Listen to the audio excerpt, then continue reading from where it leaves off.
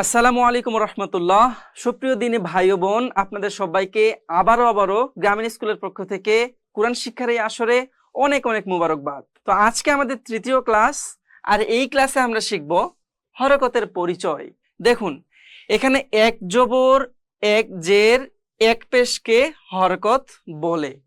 এক জবর কোনটা?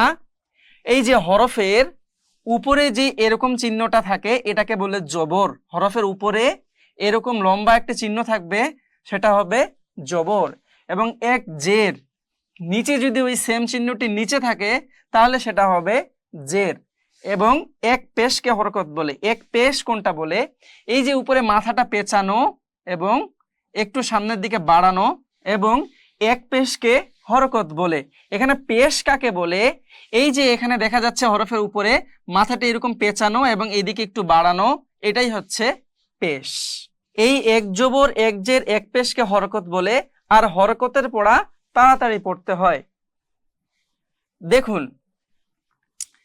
এখানে হামজা জবর আ, হামজা জের ই, হামজা পেশ উ, আ ই উ। কিন্তু এখানে একটা কথা হলো কি, এখানে আমি এটাকে আলিফ না বলে হামজা বলার কারণ হলো, একটা জিনিস মনে রাখবেন, আলিফের উপরে নিচে জবর, জের, পেশ অথবা যোজম বা যা চিহ্ন আসুক না কেন সেটাকে আর আলিফ বলা যায় না, সেটাকে হামজা বলতে হয়। তো সেই কারণে আমি এখানে আলিফ না বলে এটাকে হামজা বলেছি। হামজা জবর আ উচ্চারণ হবে, হামজা জের ই উচ্চারণ হবে, এবং হামজা পেশ উ উচ্চারণ হবে। ঠিক একইভাবে বা জবর বা উচ্চারণ হবে, বা জের বি উচ্চারণ হবে, বা পেশ বু উচ্চারণ হবে। দেখুন, আমরা যখন বাংলা পড়তে যাই, বাংলাতে যেমন আকার আছে, তারপরে হিসিকার আছে, তারপরে উকার আছে। যেমন বো, এই বয়ের সাথে আমরা যদি আকার দেই তাহলে বা উচ্চারণ হয়। আবার এই বয়ের সাথে যদি আমরা ইকার দেই তাহলে বি উচ্চারণ হয়। এবং আবার এই বয়ের সাথে যদি উকার দেই তাহলে বু উচ্চারণ হয়। ঠিক একইভাবে আকার সমান সমান হলো জবর, ইকার সমান সমান হলো জের, আর উকার সমান সমান হলো পেশ। তাহলে বয়ের সাথে আকার দিলে যেমন বা উচ্চারণ হয়, ঠিক একইভাবে বায়ের সাথে জবর দিলে বা উচ্চারণ হবে, বায়ের সাথে জেদ দিলে সেটা বি উচ্চারণ হবে, এবং বায়ের সাথে পেশ ব্যবহার করলে সেটা বু উচ্চারণ হবে। ঠিক একইভাবে প্রত্যেকটি হরফের সাথে আমাদের এই উচ্চারণগুলো করতে হবে। দেখুন, তা জবর তা, তা জের তি, তা পেশ তু, তা তি তু। সা জবর সা, আমি এই সাটাকে নরম করে পড়তে হবে বলেছিলাম। সা জবর সা, সা জের সি, সা পেশ সু, সা সি সু। লক্ষ্য করবেন, এখানে কিন্তু আমি সা সি সু বলিনি, এখানে আমি বলেছি সা সি সু, নরম করে। এরপরে জিম জবর যা, এটা আবার শক্ত করে পড়তে হবে। জিম জবর যা, জিম জের জি, জিম পেশ জু, যা জি জু। চাপ দিয়ে হা জবর হা, হা জের হি, হা পেশ হু, হা হি হু।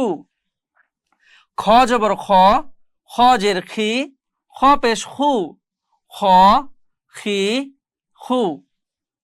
আচ্ছা, দ্বিতীয় ক্লাসে আমি আপনাদের একটা বিষয় শিখিয়েছিলাম, সেটা হচ্ছে 8টি এমন হরফ আছে যেগুলোকে মোটা করে পড়তে হয়। সেই মোটাটা আসলে কিভাবে পড়তে হয় এটা আমরা এখন একটু আগে জেনে নিই। দেখুন, এখানে যে আমি খ জবর খ বললাম, অথচ যেভাবে আমরা পড়ে আসতেছি উপরে, সেই হিসাবে এটা জবর দিলে খা উচ্চারণ হয়, খ জবর খা উচ্চারণ হয়। কিন্তু আমি এখানে কেন খ জবর খ বললাম? তার কারণ হচ্ছে, এই যে এর আগের ক্লাসে আমি বলেছিলাম 8টি হরফ আছে যে হরফগুলোকে মোটা করতে হয়। তো মোটা করার অন্যান্য অনেক নিয়মের মধ্যে সব থেকে অন্যতম নিয়ম হচ্ছে জবরের সাথে। মানে এই খটা যদি আমরা জবর দেই, এই জবর এখানে কাজ করবে না, খ জবর খ থেকে যাবে, খ জবর খা হবে না, এটা এতটাই মোটা যে এটা জবর তাকে কোন রকম পরিবর্তন আনতে পারতেছে না। তো খ জবর খ হবে। ঠিক একইভাবে আমি আপনাদের রটাকেও বলেছিলাম মোটা হরফ। তো এইভাবেও র জবর রা হবে না, র জবর শুধুমাত্র রই থাকবে। শুধু র না, এখানে সোয়াদ দোয়াত তো এই সবগুলোতেও জবর দিলে সোয়াদ জবর সা হবে না, সোয়াদ জবর স হবে, এবং দোয়াত জবর দ হবে, তো জবর তো হবে, তা হবে না। ঠিক একইভাবে আমি যে 8টি হরফের কথা বলেছিলাম, এই হরফগুলোতে জবর কখনো কাজ করে না, এগুলোতে জবর পড়ানো যাবে না। বানানোর সময় খ জবর খ বলতে পারি যে খ জবর, কিন্তু যখন উচ্চারণ করতে যাব খা বলা যাবে না, বলতে হবে কি খ। তাহলে দাল জবর দা, দাল জের দি, দাল পেশ দু, দা দি দু। জাল জবর জা, জাল জের জি, জাল পেশ জু, জা জি জু। আমি কিন্তু এখানে যা যা জি জু বলিনি, এখানে নরম করে পড়তে হবে জা জি জু। এরপরে র জবর র, র জের রি, র পেশ রু, র রি রু। ঝা জবর ঝা, ঝা জের ঝি, ঝা পেশ ঝু, ঝা জি ঝু। সিন জবর সা, সিন জের সি, সিন পেশ সু, সা সি সু। লক্ষ্য করুন তার পাশেই কিন্তু আমি একটু আগে পড়ে আসলাম সা সি সু, সা সি সু। দুইটার মধ্যে পার্থক্য বোঝা যাচ্ছে। এই তিনটা নরম করে আর এগুলো শক্ত করে। শিন জবর শা, শিন জের শি, শিন পেশ সু, শা শি সু। সোয়াদ জবর স, সোয়াদ জের সি, সোয়াদ পেশ সু, সোয়া সি সু। দোয়াত জবর দ, দোয়াত জের দি, দোয়াত পেশ দু, দ দি দু। ত জবর ত, ত জের তি, ত পেশ তু, ত তি তু। এভাবে করে বানান করতে হবে। এরপরে এখানে লক্ষ্য করুন হরকত, মানে যেই হরফগুলো আমরা বানান করে করে আসছি হরকত দিয়ে, তার বাকি যে হরফগুলো ছিল সেগুলো এখানে দেওয়া আছে। জ জবর জ, জ জের জি, জ পেশ জু, জ জি জু। আইন জবর আ, আইন জের ই, আইন পেশ উ, আ ই উ। গইন জবর গ, এটা গইন জবর গা হবে না, গইন জবর গ, গইন জের গি, গইন পেশ গু, গ গি গু। ফা জবর ফা, ফা জের ফি, ফা পেশ ফু, ফা ফি ফু। কফ জবর ক, কফ জের কি, কফ পেশ কু, ক কি কু। লাম জবর লা, লাম জের লি, লাম পেশ লু, লা লি লু। ঠিক একইভাবে মিম জবর মা, মিম জের মি, মিম পেশ মু, মা মি মু। নুন জবর না, নুন জের নি, নুন পেশ নু, না নি নু। ওয়া জবর ওয়া, ওয়া জের উই, ওয়া পেশ উ, ওয়া। আমি লিখে দিচ্ছি ওয়া উই উ। হা জবর হা, হা জের হি, হা পেশ হু। হামজা জবর আ, হামজা জের ই, হামজা পেশ উ, আ ই উ। ইয়া জবর ইয়া,